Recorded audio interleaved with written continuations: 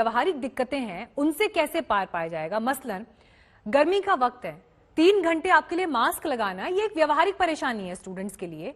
अगर वो exam centre पर जा रहे हैं, एक भी बच्चा अगर पॉजिटिव हो जाता है तो बाकी के एग्जाम वो कैसे दे पाएगा? उसके घर में सब लोग संकट में हैं। जिस ग्रुप में, जिस एग्जामिनेशन सेंटर में बैठकर वो एग्जाम दे रहा है, वहां पर जितने लोग मौजूद हैं वो सब उस संकट के दायरे में आ जाएंगे। इन परेशानियों से हमारा सिस्टम कैसे पार पा पाएगा, वो भी तब जबकि 1 लाख की संख्या से केसेस बढ़ रहे हैं।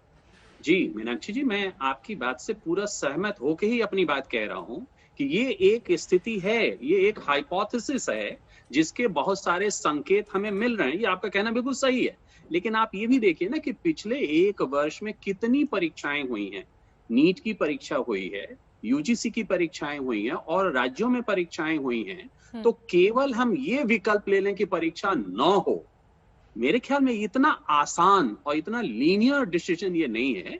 सभी बातों का ध्यान रख के ही बच्चों के हित में उनके स्वास्थ्य, शिक्षा और भविष्य, 3 चीजों को एक पलड़े पर रख के ये निर्णय लिए जा सकते हैं। डॉक्टर रवि मलिक, देखिए जिस तरह से अभी यहाँ पर हमारे साथ प्रिंसिपल साहब बात कर रहे हैं, वो ये कह रहे हैं कि ठीक है, हमें परीक्षाओं की तरफ आगे बढ़ना चाहिए और पूरे साल उसके लिए ऑनलाइन पढ़ाई जिस तरह से हुई है वो फैसला भी आप सोच समझ कर लिया गया है।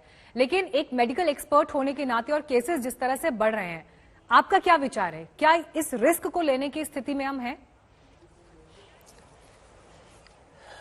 मैं फिलहाल पांडे साहब से बिल्कुल भी एग्री नहीं करता।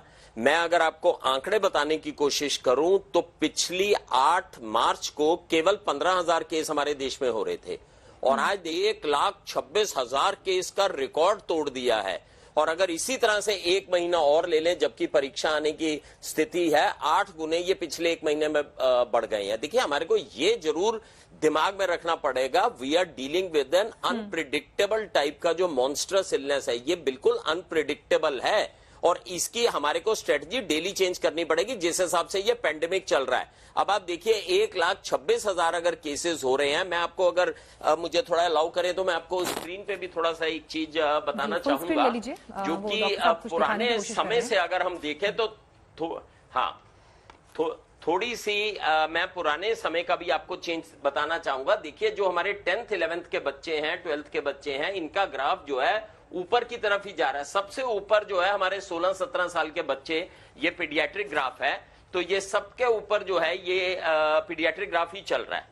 अच्छा, दूसरी चीज मैं बताना चाहूंगा कि ये में आप प्रिडिक्शन कर सकती हैं क्या होने वाला है। तो मैं नहीं समझता कि ऐसी चीज में जहां पर कि लोगों की जानें जा रही हैं, 675 जानें चली गई हैं। और दूसरी चीज बता दूं, मैं पीडियाट्रिशियन भी हूं, चाइल्ड स्पेशलिस्ट भी हूं, ऑफ कोर्स कोविड का अस्पताल चलाता हूं, लेकिन एज पीडियाट्रिशियन मैं आपको एक चीज और बता दूं कि बच्चों के अंदर इन्फेक्शन थोड़ा जल्दी से फैलती है। और जो ये नया स्ट्रेन आया, बाकी तो शोध चल रही है, डाटा आएगा, लेकिन जो ये नया स्ट्रेन चल रहा है ये बच्चों के ऊपर भी इफेक्ट डाल रहा है और इस चीज को हमारे को मद्देनजर रखना चाहिए। तो अगर बच्चे, क्योंकि वो क्लासरूम्स में जाते हैं, प्ले रूम्स में जाते हैं, पीयर ग्रुप इंटरेक्शन करते हैं, उनके अंदर इन्फेक्शन बड़ी जल्दी फैलती है। आपने देखा होगा, मीजल्स एक क्लास में एक बच्चे को हुआ या चिकन पॉक्स एक को हुआ, वो एकदम से पूरी क्लास में फैला देता है। तो मेरे ख्याल से ये बड़े विवेक के साथ में, सारी चीजों को संज्ञान में लेने के साथ में मेरी विनम्र मिलती है कि ये बड़े ही ध्यान से डिसीजन लेना चाहिए, परीक्षा करनी है या नहीं करनी है। और अगर करनी है तो कुछ ऑनलाइन का कुछ ऐसा प्रबंध हो सकता है जिससे कि बच्चों का आपस में जमावड़ा भी ना हो और हम इन्फेक्शन से भी